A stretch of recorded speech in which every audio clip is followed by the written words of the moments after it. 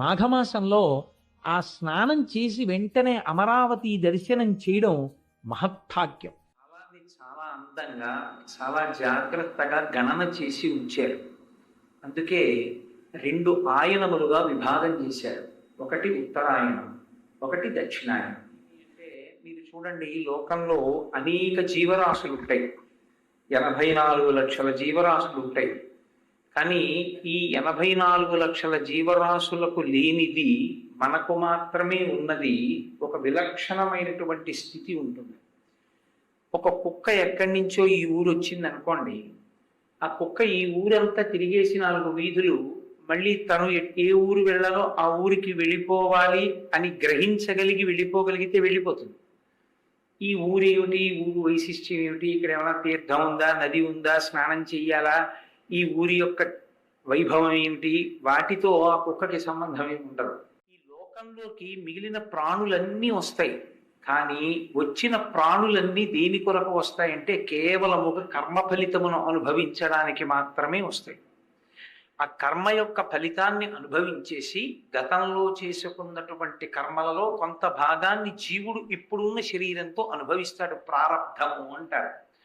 ఆ ప్రారబ్ధాన్ని అనుభవించి వెళ్ళిపోతాయి తప్ప ఇప్పుడు చేసుకున్న కర్మల వలన ఉన్నత గతులను పొందడం కానీ, జన్మరాహిత్యాన్ని పొందడం కానీ, ఈశ్వరుణ్ణి చేరుకోవడం కానీ ఆ ఉపాధులకు సాధ్యము కాదు. కేవలము మనుష్య ఉపాధికి మాత్రమే ఇది సాధ్యం. అందుకే మనం తెలుసుకోగలం, ఈ ఉపాధితో వచ్చినటువంటి వాడు ఏది చెయ్యడం వల్ల భగవంతుణ్ణి చేరుకోగలడు అన్న విషయాన్ని తెలుసుకోవడానికి కావలసినటువంటి పరిజ్ఞానము ఈ శరీరమునందు ఈశ్వరుడు బుద్ధి రూపంలో నిక్షేపించాడు. మిగిలిన ప్రాణులకి లేదు. కాబట్టి కాల గణన, దేశము, ఈ రెండిటి యొక్క వైభవమును మనుష్య ప్రాణి సతతము లోపల తిప్పుతూ ఉండాలి. కాలము యొక్క వైభవాన్ని తెలుసుకోకపోతే ఒకసారి కాలము కానీ దాటిపోయిందో ఇక మళ్ళీ యోగ్యమైన కాలము లభించాలి అంటే చాలా సమయం పడుతుంది. మీరు చూడండి, వర్షాలు పడేసరికి భూమినంతటినీ దున్ని విత్తనాలు వేసి ఏ రైతు సిద్ధంగా ఉంటాడో అతని పొలంలో పంట బాగా పండుతుంది. అప్పుడు బాగా నిద్రపోయాడు అనుకోండి, ఆ తర్వాత అతను ఎంత కష్టపడినా పక్కన జాగ్రత్త పడినటువంటి రైతుతో సమానమైనటువంటి ఫలసాయమును అతను పొందలేడు. కారణం ఏమి అంటే ఏ కాలమునందు ఏ పని చెయ్యాలో ఆ పని ఎవరు చేస్తాడో అతడు మాత్రమే ప్రయోజనమును పొందుతాడు. అందుకే కాలమునకు చాలా చాలా విలువ ఉంటుంది. ఋషులు కాలాన్ని విభాగం చేసి ఉంచారు. ఒక సంవత్సరాన్ని ప్రమాణంగా తీసుకుని సంవత్సర ప్రమాణముగా కలిగినటువంటి కాలమును 2 ఆయనములుగా విభాగం చేశారు. ఆయనము అన్న మాట మీరు ఎక్కడొచ్చినా ఒకటి గుర్తు పెట్టుకోవాలి. ఆయనము అంటే కదలిక. మాఘమాసంలో విడిచిపెట్టాడు, అందుకని ఉప్పగా ఉంటాయి. కాబట్టి ఒక్క మహాపర్వాల్లో తప్ప సముద్రానికి స్నానం లేదు. పైగా సముద్ర స్నానానికి మహాసంకల్పంతో చెయ్యాలి. మామూలు సంకల్పంతో సముద్ర స్నానం చేసి బయటకు వస్తే పాపం వస్తుంది. పక్కన మహాసంకల్పం చెప్పేవాడన్నా ఉండాలి, మీకన్నా రావాలి. రెండింటిలో ఏదో ఒకటి చెయ్యాలి. మహాసంకల్పం ఉచ్చారయిష్యా అన్నారనుకోండి, మేము మహాసంకల్పం చదువుతున్నాం అని చెప్తారు బ్రహ్మస్థానంలో ఉన్నవాళ్ళు. అదొకటి ఎందుకు చెప్తారంటే ఒళ్ళు దగ్గర పెట్టుకో. స్నానం అనేటటువంటిది వేదమునందు అత్యంత పవిత్రమైనటువంటి కర్మ. స్నానము అంటే కేవలముగా ఏదో శరీరాన్ని రుద్దుకుని శరీరాన్ని బాగా ఉంచుకోవడానికి చేసేది మాత్రమే కాదు. స్నానము 6 రకములైనటువంటి ప్రయోజనముల కొరకు 6 విధములుగా చేస్తారు అని చెప్పింది వేదం. అందులో మొట్టమొదటి స్నానానికి మలాపకర్షణ స్నానము అని పిలుస్తారు. 2వ స్నానాన్ని క్రియాంగ స్నానము అని పిలుస్తారు. 3వ స్నానాన్ని క్రియాస్నానము అని పిలుస్తారు. 4వ స్నానాన్ని కామ్య స్నానము, 5 తీర్థ స్నానము, 6 నైమిత్తిక స్నానము అని స్నానము 6 రకాలుగా చేస్తారు. 6 రకాలుగా అంటే నా ఉద్దేశ్యం 6 సార్లు చెయ్యమని కాదు. స్నానము 6 విధములై ఉంటుంది. స్నానము అన్న మాటకి యథార్థమైన అర్థం నిలబడి నీళ్లు పోసుకొనుట కాదు. మనం వేరు పాత్రలోని నీరు తీసి పోసుకోకూడదు. మజ్జనం అంటే శరీరము మునక వేయాలి. అంటే దాని అర్థం ఏమిటి? నదీ తీరమునందు నువ్వు ఉండి నదిలో స్నానం చెయ్యి అని అర్థం. అథవా చెరువులోనో ఏట్లోనో స్నానం చెయ్యమని. మరి అలా లేకపోతే ఏం చెయ్యాలండి అంటే, గౌడ స్నానం తప్పదప్పుడు చెంబుతో నీళ్లు తీసి నీ మీద నువ్వు పోసుకోవాలి. కానీ స్నానము మొట్టమొదటి స్నానం దేనికి చేస్తారు అంటే మలాపకర్షణము కొరకు. మలాపకర్షణ స్నానము అన్న మాటకు అర్థం ఏమిటో తెలుసా? శరీరము నుండి నిరంతరము మలము ఊరుతూ ఉంటుంది. అది నిరంతర స్రావము. కళ్ళలో ఉన్నటువంటి ధూళికణములన్నీ పక్కకి చిన్న పుసి కింద వస్తుంటాయి. చెమట రోమకూపాల్లోంచి బయటికి వస్తూ ఉంటుంది. నాలుక మీద పాచి ఏర్పడుతూ ఉంటుంది. అలాగే మలమూత్రములు సిద్ధమవుతుంటాయి. ఇవన్నీ కూడా శరీరమును అయోగ్యము చేసేవి, భగవత్ స్పర్శ నుంచి దూరం చేస్తాయి. అవి మనసుని నిలబడనివ్వవు. వీటిని తొలగించుకొని భగవంతుని యొక్క ఉపాసన చెయ్యడానికి ఉపక్రమించడం కోసమని చేసేటటువంటి స్నానానికి మలాపకర్షణ స్నానం అని పేరు. అందుకే మనం చేసే స్నానం అంతా ప్రతిరోజు మలాపకర్షణ స్నానం అంటారు. మలాపకర్షణ స్నానం కేవలం శరీర శుద్ధి కొరకు కాదు. దాని ప్రధాన ప్రయోజనం భగవంతుడి దగ్గర మనసు కదలకుండా కూర్చోవడం.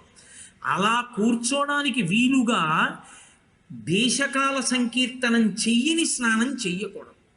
దేశకాల సంకీర్తనం అంటే మళ్ళీ ఒకసారి చెప్పాలి. ఏదో నేను ఫలానా చోట నెల్లూరు మహాక్షేత్రే వసతి గృహే సమస్త దేవత బ్రాహ్మణ హరిర సన్నిధౌ అస్మిన్ వర్తమానేన శ్రీ ఖలనామ సంవత్సరే మార్గశీర్షమాసే కృష్ణపక్షే అని తిథి చెప్పి నేను స్నానం చేస్తున్నాను అని సంకల్పం చేసుకుని గంగే చయుమనే చైవ గోదావరి సరస్వతి నర్మదే సింధు కావేరి యోజిలేస్మిన్ సన్నిధిం కురు ఆయాంతు స్నానం ద్రవ్యాన్ని సంప్రోక్యాన్ని ముందు 3 మాటలు చల్లుకుని వేడి నీళ్ళైతే కాళ్లతో, చన్నీళ్ళైతే తలతో మొదలుపెట్టమని. శరీరం అనారోగ్యంగా ఉంటే ఉష్ణజల స్నానాన్ని వేదం అంగీకరించి కొన్ని నదుల పేర్లు తలుచుకుంటే చాలు ఆ నదిలోనే స్నానం చేసేసినట్టు. అందుకే గంగతో ప్రారంభం చేస్తారు. ప్రతిరోజు వాడు గంగా స్నానం చేసేసినట్టే. అదే వేదం యొక్క గొప్పతనం. నువ్వు అవకాశం లేక ఎక్కడో ఉండిపోతే నువ్వు చెయ్యలేని దానిని నీ మనసు చేత నువ్వు చేసుకునేటట్టు నిన్ను అనుగ్రహిస్తుంది. అందుకని గంగాది నదులను స్మరించి స్నానం చెయ్యాలి. ఒకవేళ గంగాది నదులను స్మరించడం మాకు చేత కాదండి, ఎలాగా అంటే ఒక్కటే నామం చెప్పుకోమన్నారు. నీకేమీ చేత కాకపోతే గోవింద గోవింద గోవింద 3 మాటలు గోవింద గోవింద గోవింద అంటే చాలు. నువ్వు అన్ని సంకల్పములు చేసేసుకున్నట్టయితే. పురుషుడు ప్రతిరోజు శిరోస్నానం చేయాలి. స్త్రీ నైమిత్తిక తిథుల్లో చేస్తే చాలు. ఉత్తి రోజుల్లో నీళ్లు చల్లుకుంటే ఆమె ప్రతిరోజు తలస్నానం చేసినట్టు వేదం అంగీకరించి. కాబట్టి ఇప్పుడు అలా చేసే స్నానాన్ని మలాపకర్షణ స్నానము అని పిలుస్తారు. 2వ స్నానం క్రియాంగ స్నానము అని పిలుస్తారు. క్రియాంగ స్నానము అంటే నేను స్నానం చేసేసాను, బయటికి వచ్చేసాను, పంచె కట్టుకున్నాను. ఈలోగా మా ఆవిడ వచ్చి, ఏమండి మీకు జ్ఞాపకం ఉందా, ఇవాళ ఫలానా ముఖ్యమైన పనుంది, ఏం చేయమంటారు అని అడిగింది. నేనేదో చెప్పాను.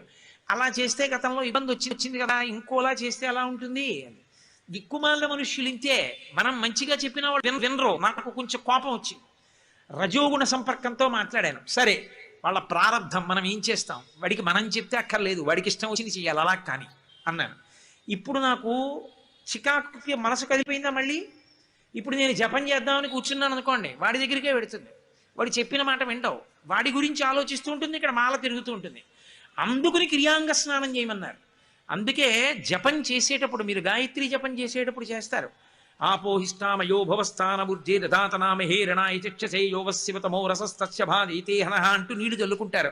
2 పర్యాయాలు చేస్తారు. అందుకే క్రియాంగ స్నానం అంటే జపం చేసేటప్పుడు కదిలిపోయిన మనసుని మళ్ళీ వెనక్కి తీసుకొచ్చి నిలబెట్టేటటువంటి ప్రక్రియ. మళ్ళీ మంత్రజపానికి వీలుగా అంగముగా చేసేటటువంటి స్నానమునకు క్రియాంగ స్నానం అని పేరు. ఒక్కొక్కసారి పెద్ద ప్రయోజనమే సిద్ధిస్తుంది స్నానం చేస్తే. అంత పెద్ద ప్రయోజనం కోసం చేసే స్నానాన్ని కామ్య స్నానం అని పిలుస్తారు. రామాయణంలో వర్ణిస్తారు. గంగావతరణం దిగింది. ఓహో, ఆకాశంలోంచి పెద్ద ప్రవాహంతో గంగమ్మ వచ్చి పరమశివుడి తల మీద పడింది. గంగమ్మ యొక్క శక్తి గంగమ్మగా కాదు, గంగమ్మకి శక్తి ఎందుకు వచ్చిందంటే శివుడికి తగిలింది కాబట్టి. నీ చెప్పట్లేదు ఈ మాట, రామాయణంలో వాల్మీకి మహర్షి చెప్పారు, భవాంగ పతితంతో యం పవిత్రమితి పస్పృశు అన్నారు. పరమశివుడి శరీరానికి తగిలి కింద పడుతోంది కాబట్టి గంగకంత శక్తి వచ్చింది, పాపములను తీయగలిగింది. కాబట్టి ఇప్పుడు ఆ గంగని ఇలా తల్లుకున్నాడు, గంగనొక్క చుక్క తాగాడు, గంగలో మునక వేశాడు, పాపాలు పోయి. గంగా స్నానం ఒకప్పుడు గంగావతరణం జరిగినప్పుడు పరమశివుడికి తగిలి పడుతుంటే మహాపాపాలు చేసిన వాళ్ళందరూ చల్లుకుని స్వర్గలోకానికి పోయారు. అంటే కామ్య స్నానం చేశారు అని, కోరిక కోసం తీర్థమునందు స్నానం చేస్తారు. పూర్వం సంతానం కలగకపోతే ఒక ప్రత్యేకమైనటువంటి నదిలోనూ తీర్థంలోనూ స్నానం చేస్తూ ఉండేవారు, దాని చేత అనుగ్రహం కలుగుతుంది అని. దాన్ని కామ్య స్నానము అని పిలుస్తారు. ఇక క్రియాస్నానము అంటారు. క్రియాస్నానము అంటే నదీ స్నానము అని గుర్తు. నేను క్రియాస్నానానికి ఎడుతున్నానండి అంటాడు ఒక ఆయన. క్రియాస్నానం చేస్తాను అంటే క్రియ అంటే ఏదో పని చేస్తానని కాదు, నదిలో స్నానం చేస్తాను అని. నదిలో ఎందుకు స్నానం చెయ్యాలి అని అడిగారు. తప్పకుండా నదీ స్నానం చెయ్యాలి. నదీ స్నానం ఎందుకు చెయ్యాలో తెలుసా? సంస్కృత భాషకున్న గొప్పతనం అదే. ఆ పేరు వెనకతే అసలు దాని గొప్పతనం ఏమిటో చెప్తారు. నది అన్న మాటకు అర్థం ఏమిటంటే, యస్మాత్ నాదం కృతవత్యః తస్మాత్ నదీతి నామధేయం ప్రాప్తాః ఇది స్యందనశీలాః. నది ఏర్పడాలి అంటే ఆకాశంలో ఉండేటటువంటి నల్లటి మబ్బులో మెరుపు మెరుస్తుంది, మెరుపులో విద్యుత్ ఉంటుంది. ఆకాశంలో మెరుపు ఉండి మబ్బులో ఆ మెరుపు మెరిసి వాన పడుతుంది. ఆ వాన పడేటప్పుడు మెరుపులో ఉన్న కాంతిని పుచ్చుకుంటుంది, పుచ్చుకుని పైనుంచి కింద పడుతుంది. కింద పడ్డప్పుడు అది రాతి మీద పడి పెద్ద ఘోష చేస్తుంది, చేసి నదిగా మారి నిశ్శబ్దంగా వెళ్ళదు. ఇది స్యందనశీలాహ, అది పెద్ద చప్పుడు చేస్తూ వెళుతుంది. అందుకే మీరు నదీ తీరంలో వినండి, నది వెళ్ళేటటువంటి శబ్దం ఒకలా ఉంటుంది. సముద్రపు ఒడ్డున కూర్చుని వినండి, సముద్ర ఘోష ఒకలా ఉంటుంది. నది యొక్క శబ్దం ధ్యానమునకు యోగ్యం, సముద్రం యొక్క శబ్దం మనసుని కదుపుతుంది, మనసుని ఉద్వేగపరుస్తుంది, భయపెడుతుంది. సముద్ర ఘోష మనసు లయం అవ్వడానికి కారణం కాదు, కానీ నది యొక్క శబ్దం ఉందే అది మనసుని లయం చేస్తుంది. అది అంత అందంగా చప్పుడు చేస్తూ వెడుతుంది. రాళ్ల మీద బండల మీద విడినప్పుడు, సుడిగుండాలు తిరుగుతున్నప్పుడు అది ఒక రకమైనటువంటి చప్పుడు చేస్తూ వెడుతుంది. మీరు ఎక్కడైనా ప్రశాంతమైన రేవులోకి వెళ్ళి ఏకాంతంగా ఉన్నప్పుడు, జనం లేనప్పుడు కూర్చుంటే ఆ నది యొక్క కదలికల చప్పుడు వినపడుతుంది మీకు. అప్పుడు ధ్యానం చేస్తే చాలా తొందరగా మనోలయం అవుతుంది. అంత గొప్ప చప్పుడు చేస్తూ ప్రవహించేటటువంటి దాన్ని ఇది స్యందనశీలాహ, నది అని పిలుస్తారు. ఆ నది రావడమే అంత గొప్పగా వస్తుంది. అందుకనే దాని యొక్క నీటి యందు రోగములను హరించగలిగినటువంటి శక్తి, పాపమును తీయగలిగిన శక్తి ఉంటాయి. అన్నం తింటే కడుపు నిండుతుందండి అంటే అన్నం తిని కడుపు నిండడం తెలుస్తుంది. అన్నం తిని కడుపు నిండి తిన్న అన్నం పచనమై రక్తంగా ఎలా మారిపోయిందో నీకు కనపడుతోంది ఆ రోజు? నీకు కనపట్టలేదు, అయినా నువ్వు నమ్ముతున్నావా నమ్మట్లేదా? నది కూడా అంతే. ఇది కనపడకపోయినా ఎలా నమ్ముతున్నావో పరమేశ్వరుడు చెప్పిన వేదాన్ని అలాగే నమ్మాలి. ఇది నా కడ్డితో చూస్తే నమ్ముతానండి అంటే ఇది నీ రక్తంగా మారడం నువ్వు చూస్తున్నావా, ఎలా తింటున్నావు? ఇది ఎంతో అది అంతే. నదీ స్నానము చేత పాప పరిహారం అవుతుంది. అందుకే పురుషుడు ప్రవాహానికి అభిముఖం చెయ్యాలి, స్త్రీ వాలు చెయ్యాలి. శ్రావణ మాసం స్నానం చేయకూడదు. ఎందుచేత అంటే పురిటి సమయం. ప్రతిదానికి పురిటి కాలం ఉంటుంది. చింతకాయకి కూడా పురిటి కాలం ఉంటుంది. పురిటి కాలమునందు తినడాన్ని శాస్త్రం అంగీకరించదు. పురుడు తీరిపోవాలి అంటారు. అందుకే జున్ను పాలు తాగరు. జున్ను పాలు తెలియకుండా తాగేస్తే మళ్ళీ ఉపనయనం చేసుకోవాలి. శ్రీరామాయణం చదవండి కావాలంటే. అందుకే జున్ను అందరూ తినరు. జున్ను ముట్టుకోనండి అంటారు. ఉపనయనం అయిపోయిన తర్వాత ఎలా తీశారో తెలియదు, అందుకే జున్ను ముట్టుకోరు పెద్దలు.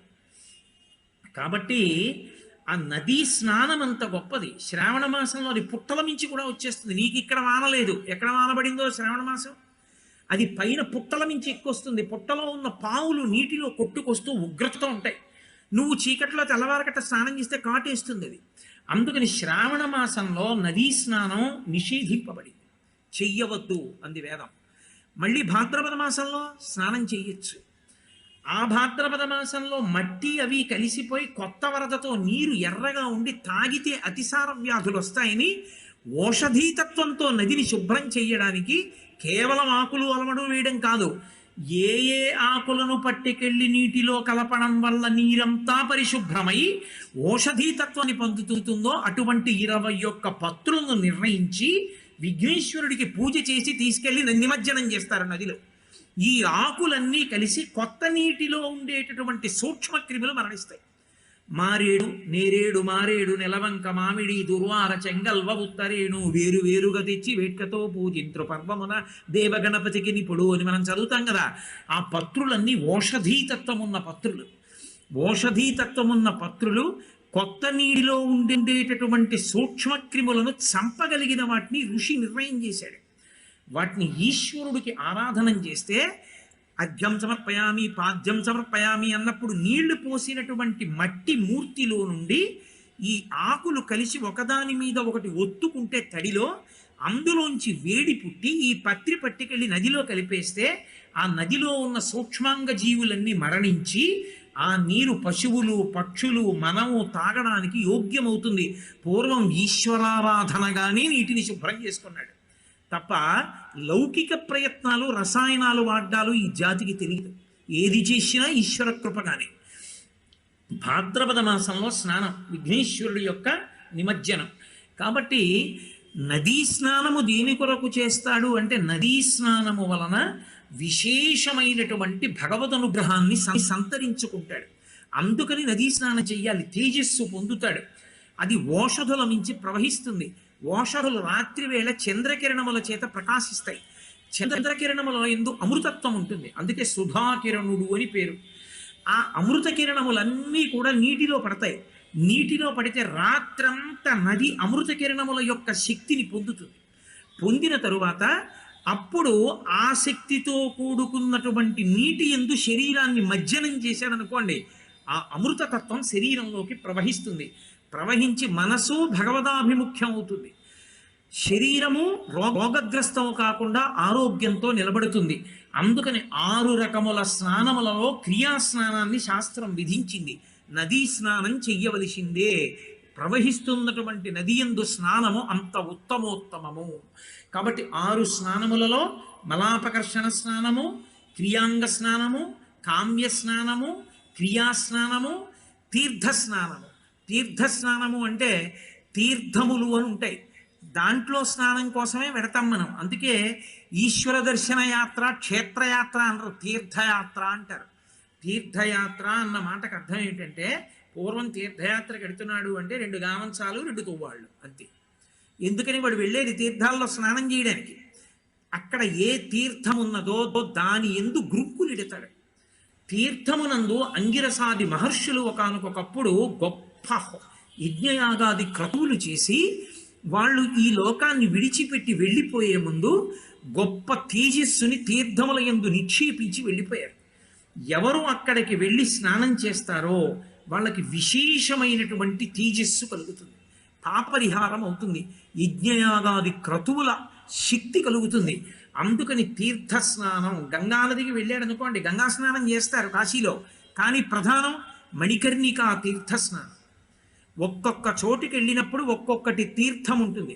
ఆ తీర్థమునందు స్నానం చెయ్యాలి. ఆ స్నానం చేసి మనుష్యుడు తన యొక్క పాపమును పరిహరించుకుంటాడు. భగవంతునికి దగ్గరవడానికి కావలసిన తేజస్సు పొందుతాడు.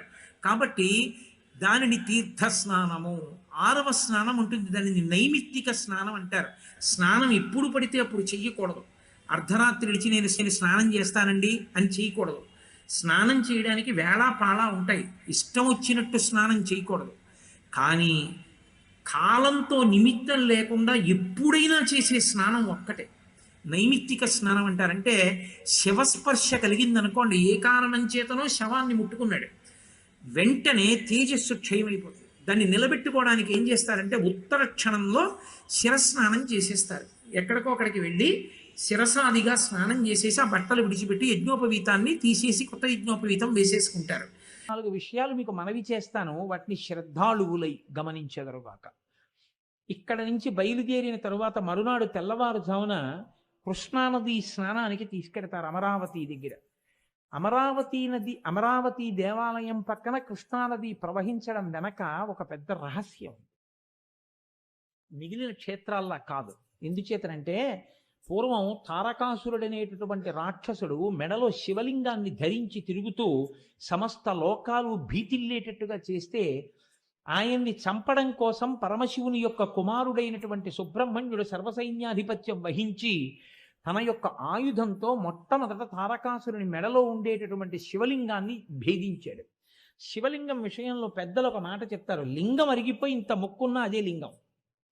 కాబట్టి ఇప్పుడు ఆ లింగం 5 ముక్కలై పడింది.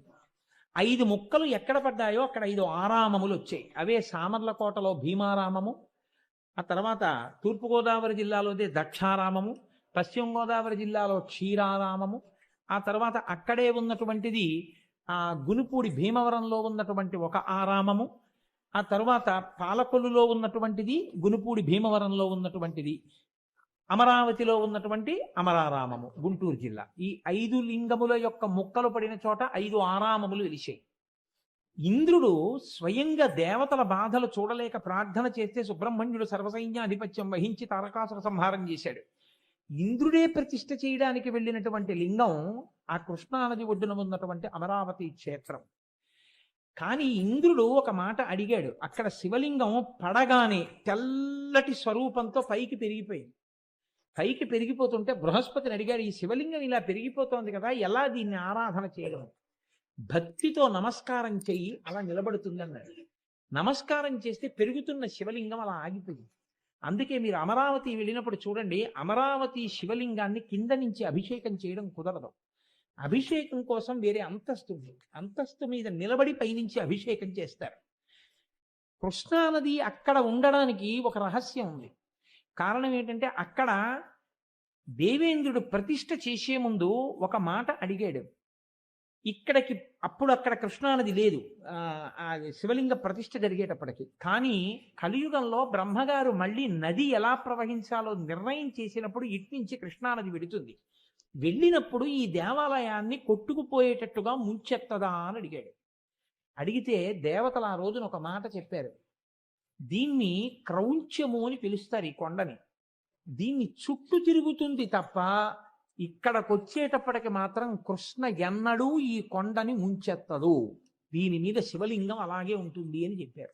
అందుకే అక్కడికి వెళ్ళి దేవతలు చాలా కాలం స్నానం చేసి ఆ దేవాలయంలో ఆరాధన చేసి ఎటువంటి కష్టాలనైనా సరే తట్టుకోవడానికి వీలుగా అసురులను జయించగలిగిన బలాన్ని అక్కడ ఆరాధన చేసి పొందారు. అందుకే అమరావతి క్షేత్రానికి వెళ్ళి దర్శనం చేసిన, కృష్ణానదిలో స్నానం చేసిన ఒక ఫలితం వేస్తారు. కృష్ణానదిలో స్నానం చేసి అమరావతి దేవాలయ ప్రవేశం చేసేటప్పుడు ఒక విషయాన్ని మీరు గమనించాలి.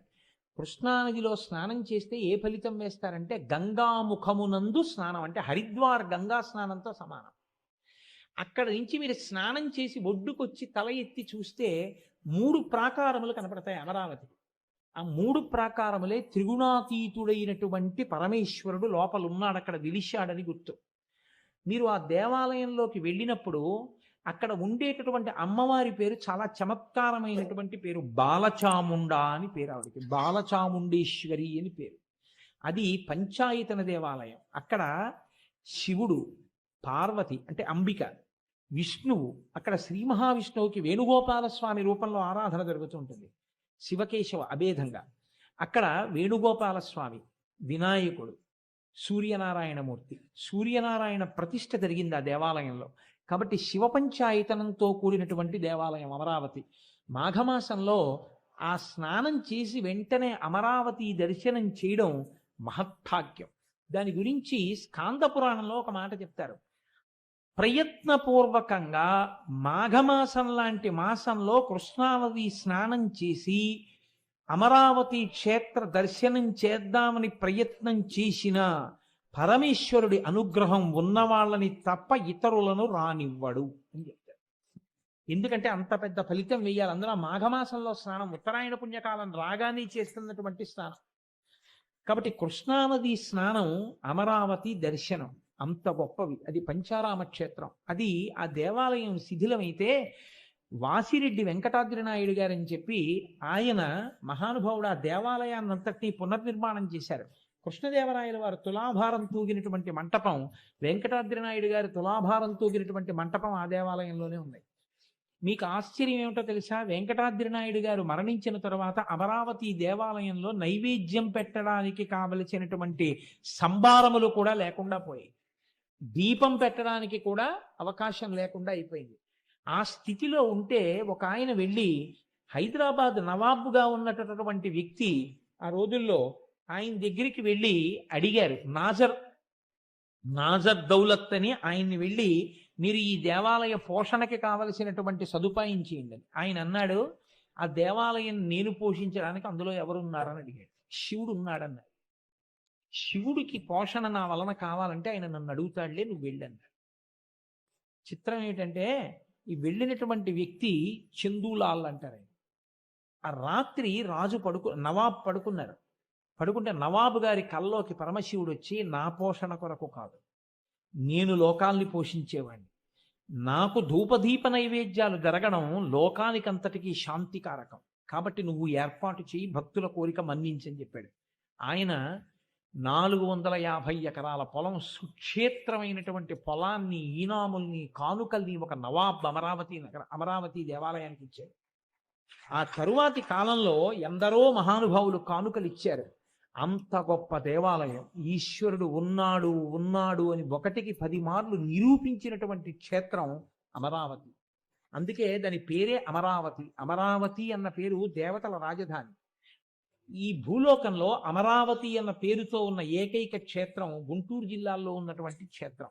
ఎందుకంటే దేవతలు కూడా ఎవరిని ఆరాధన చేసి బలాన్ని పొందుతారో అటువంటి వాడు అక్కడ ఉన్నాడు అని. అంత గొప్ప క్షేత్రం అమరావతి. వెనక్కి తీయడం మాత్రం చేత కాక పాలు తెలిసింది. దానికి దయాగుణం ఉండబట్టి కదా ఇంత కష్టపడి తయారు చేసిన పాలు మనకి ఇచ్చేస్తోంది. ఈ పాలు పట్టుకెళ్ళి అభిషేకం చేస్తే పాపములు పోగొట్టుకుని ఉత్తమ గతులు పొందుతున్నావు, నేను ఇంటికి ఇవ్వాలి పాలన అడుగుతోందా? దయ కలిగినది కాబట్టి ప్రార్థన కాదు. వెళ్ళి 4 గుద్దులు గుద్దితే పొదుగులో పాలు దులుతోంది. వాడు ఎటువంటి వాడు నీకు అనవసరం. ఇవాళ మారి వచ్చి ఆవు పొదుగులో దూడ గుద్దినట్టు వచ్చి పాదముల మీద పడి, గురువు గారు 4 మంచి మాటలు చెప్పి నా జీవితాన్ని ఉద్ధరించండి అంటే చెప్పకుండా ఉండలేక చెప్పిన వాడెవరో వాడు గురువు. అందుకే గురువు యొక్క మొదటి లక్షణం దయ. ఆ దయ కలిగిన వాడు కాబట్టే దీపపు ఒత్తి కాలిపోతూ వెలుతురిచ్చినట్టు తన ఆయుర్దాయం తరిగిపోతోంది, తాను కష్టపడుతున్నాడు, తాను ఇబ్బంది పడిపోతున్నాడని తెలిసిన్నప్పటికీ కూడా శిష్యులకు ప్రబోధం చేస్తూనే ఉంటాడు, ఉద్ధరణ మార్గం చూపిస్తూనే ఉంటాడు. అది వ్యాస భగవానుడు గురువులకు గురువై లోకమునకు అందించాడు. అందుకే దయాపరు కౌరవ్య పితామహున్, ఆ కౌరవులందరికీ కూడా పితామహుడు, తాతగారైనటువంటి వాడు. ఎందుకనంటే ధృతరాష్ట్రుడు, పాండురాజు ఇద్దరు ఆయన కొడుకులేగా, కాబట్టి కౌరవులకు తాతగారేగా. కౌరవులు అన్నప్పుడు పాండవులు కూడా అందులోకి వచ్చేస్తారు, కురువంశములకు చెందినవారు కాబట్టి. కౌరవులకు తాతగారైనటువంటి వాడు, తాతగారు అనేటప్పటికీ వయస్సులో పెద్దవాడు కదా, గౌరవనీయుడు కదా. మరి అటువంటిది ఆ పాండవులలో అర్జునుడి యొక్క కుమారుడైనటువంటి అభిమన్యుడి యొక్క కుమారుడైన పరీక్షిత్తు యొక్క కుమారుడైనటువంటి జనమేజయుడికి వ్యాస భగవానుడు ఎంతటి పూజనీయుడై ఉంటాడు. అటువంటి పూజనీయుడు కౌరవ్య పితామహున్ జనహిత ప్రారంభు. ఇది వ్యాసుల వారి గొప్పతనం. వ్యాసుడు కేవలముగా శిష్యులను మాత్రమే ఉద్ధరించలా.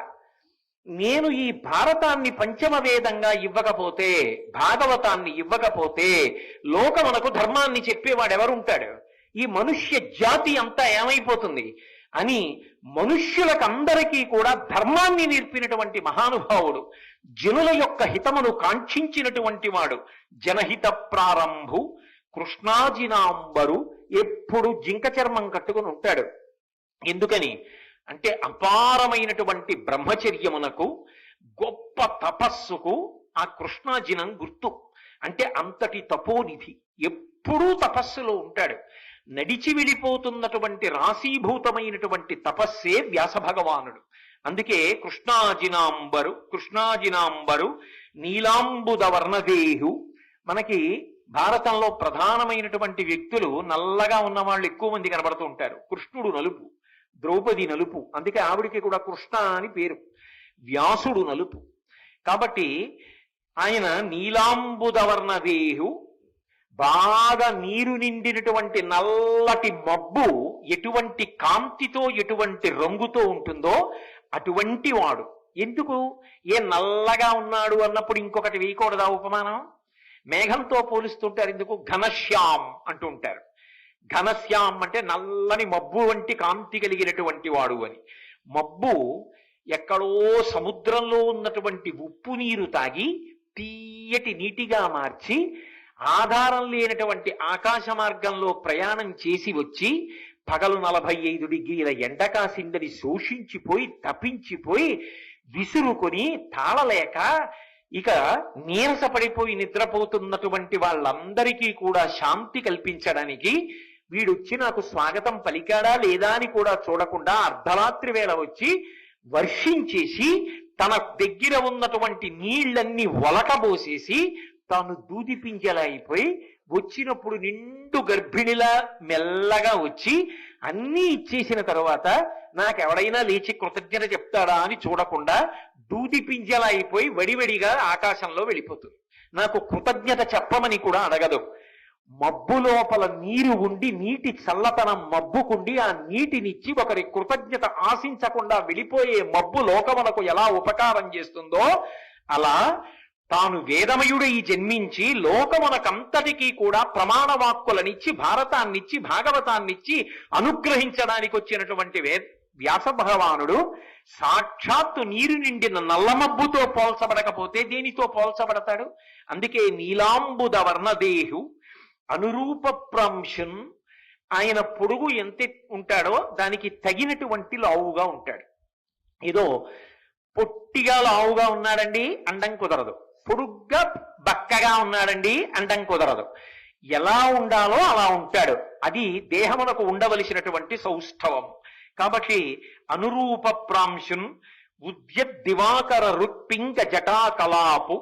ఉదయిస్తున్నటువంటి సూర్య భగవానుడి యొక్క ఎర్రటి కాంతి అరుణకాంతులు ఎలా ఉంటాయో అటువంటి అరుణకాంతులతో కూడుకున్నటువంటి జటాజూటమున్నవాడు, అటువంటి జటలతో కూడుకున్నటువంటి శిరస్సు కలిగినటువంటి వాడు.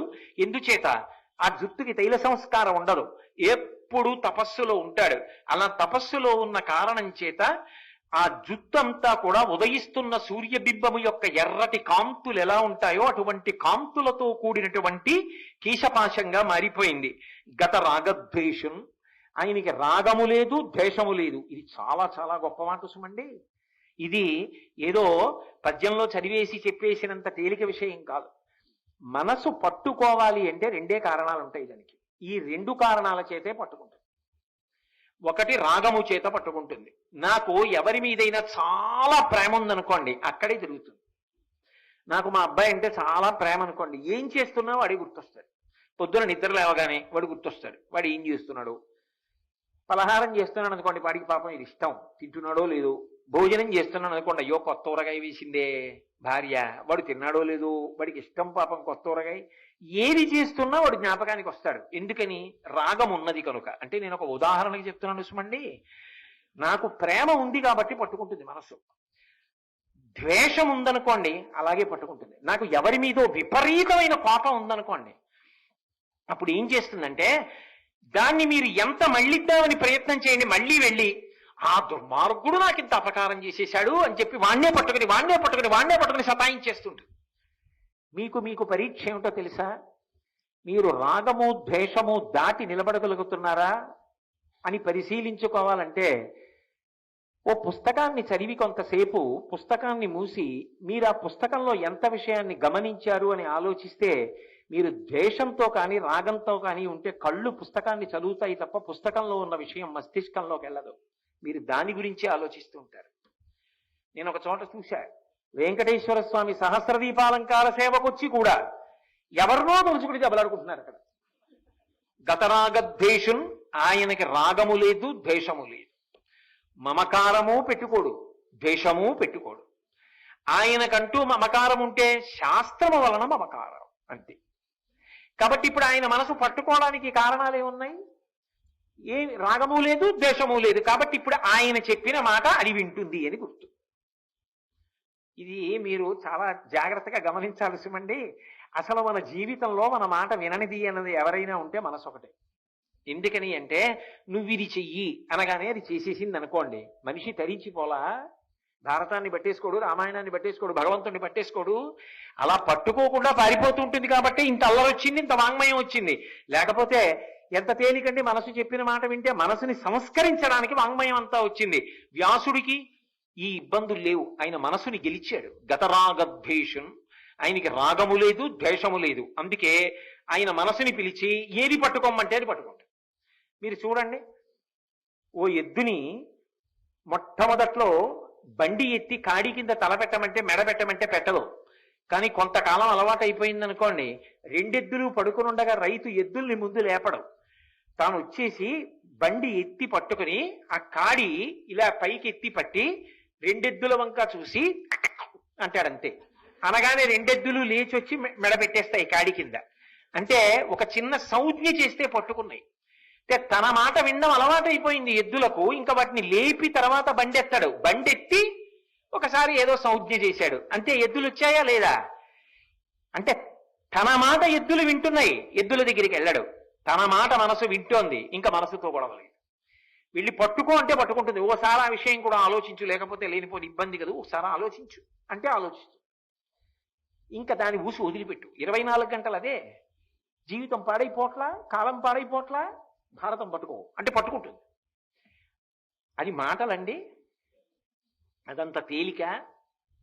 ఆ స్థాయికి వెళ్ళడం ఎంత గొప్ప విషయం. అది ఈ దేశం యొక్క గొప్పతనం. ఈ దేశంలో ఎవరు గౌరవింపబడ్డారు అంటే, మనసుని అలా సంస్కరించుకున్నవాడెవరో వాడు గౌరవింపబడ్డాడు. అందుకని ఉచితాసనం ఇచ్చి కూర్చోబెట్టారు. రాగద్వేషములకు నిలయమైపోయిన వాడు ఎంత పెద్ద ఆసనం మీద కూర్చుంటే మాత్రం ఉపయోగమే ఉంటుంది. రాగద్వేషములను జయించిన వాడు ఆ ఆసనం మీద కూర్చోవడానికి అర్హతను పొందుతాడు అన్నది భారతం యొక్క సిద్ధాంతం. కాబట్టి ఉజ్జద్దివాకర రుక్పింగ జటా కలాపుగత రాగద్వేషం నిర్మత్సరం. మాత్సర్యము లేదు ఆయనకి. మాత్సర్యము అన్న మాటకు అర్థం ఏమిటి అంటే, ఎప్పుడైనా సరే ఎవరి ఎందైనా దోషం చూపించాలనిపించింది అనుకోండి, అంటే మనకు ఆయన అంటే కిట్టదు. ఎందుకు కిట్టదు అంటే, మనలా ఆయన పాడైపోయే మార్గంలో లేడు అనిపించింది అనుకోండి, అప్పుడు ఏం చేయాలి? ఆయన మీద అసూయ పెరుగుతుంది. అసూయ పెరిగితే ఏం చేయాలి? లేని దోషములు ఉన్నట్టుగా చెప్పాలి. ఇదంతా లేనిపోని అక్కర్లేని కార్యక్రమాలు. మీరు సాధారణంగా చూడండి, సమాజమునందు ఎప్పుడూ కూడా మీకు ముగ్గురు తటస్థిస్తారు. మీరు ఈ ముగ్గురిని దాటి బతకడం మీకు సాధ్యం కాదు. ఒకటి, మీకన్నా తక్కువ స్థాయి వాళ్ళు సమాజంలో కనపడతారు. 2, మీతో సమానులు కనపడతారు. 3, మీకన్నా అధికులు కనబడతారు. పతనం అయిపోవడానికి తేలిక మార్గం ఏమిటో తెలుసా? మనసుకి ఏ శిక్షణ ఇవ్వవలసిన అవసరం లేకుండా మనసు తనంత తాను ఏమని ప్రతిస్పందిస్తుందంటే, నాకన్నా తక్కువ వాడు కనపడ్డాడు అనుకోండి, ఆయనకి ఏమొచ్చండి? అహంకారం. నాతో సమానుడు కనపడ్డాడు అనుకోండి, ఏముందండి? ఆయన బీకాం చదువుకున్నారు, నేను బీకాం చదువుకున్నాను. ఆంగ్ల భాషలో అయితే ఇంకా తేలిక మాట ఉంటుంది. After all is my equivalent counter part అంటాడు. నాతో సమానమైన హోదా అండి. నేను సంతకం పెడితే ఎంతో, ఆయన సంతకం పెడితే ఏమిటి? ఆయన గొప్ప. సమానుడు, ఆదరణ లేదు. తనకన్నా అధికుడు, రంధ్రాన్వేషం. అబ్బే ఏదో వచ్చేసాడు కానండి ఆ పదవిలోకి, ఏమొచ్చండి ఆయనకి? ఇక నువ్వు ఈ ముగ్గురి నుంచి తప్పించుకోలేవు కాబట్టి సమాజమునందు నువ్వేమవుతున్నావు? ఈ ముగ్గురితో సమన్వయంలో పతనం అయిపోతున్నావు. ప్రతి క్షణం నువ్వు జారిపోతున్నావు. ఇతరుల్ని ఏమన్నావో నాకు అనవసరం, వాళ్ళు ఏం పడ్డారో నాకు అనవసరం, నువ్వు పాడైపోయావా లేదా? ఇది తిరిగిందనుకోండి, తనకన్నా తక్కువ వాడు కనపడ్డాడు. ఒకనాడు నాకు